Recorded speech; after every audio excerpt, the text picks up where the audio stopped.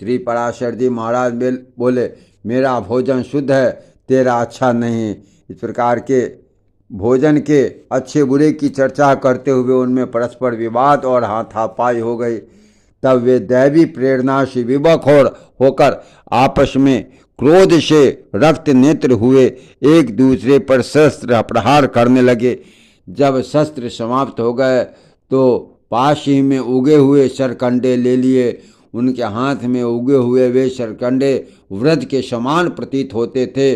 उन वृद्धतुल्य सरकंडों से ही वे इस तीक्ष्ण युद्ध में एक दूसरे पर प्रहार करने लगे।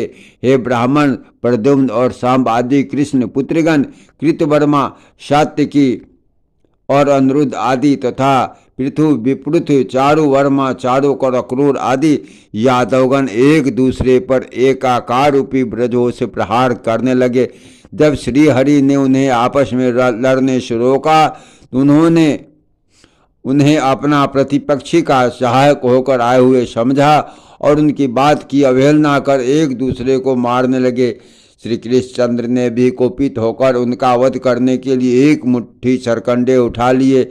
वे मुट्ठी भर सरकंडे लोहे के मूसल के समान हो गए। उन मूसल रूप सरकंडों से कृष्णचंद्र संपूर्ण आताताई यादवों को मारने लगे तथा अन्य समस्त यादव भी वहां आकर एक दूसरे को मारने लगे।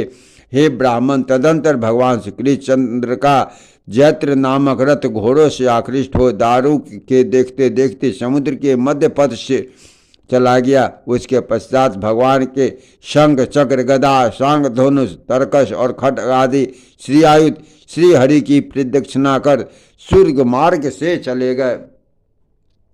हे महामुने, एक क्षण में ही महात्मा श्री कृष्णचंद्र और उनके सारथी दारुक को छोड़कर और कोई यदुवंशी जीवित न बचा।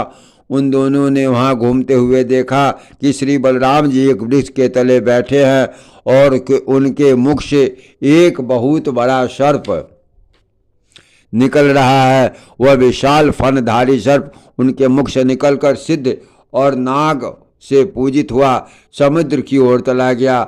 उसी समय समुद्र अर्ध लेकर उस महासर्प के सम्मुख उपस्थित हुआ और वह नाग श्रेष्ठों से पूजित हो समुद्र में घुस गया।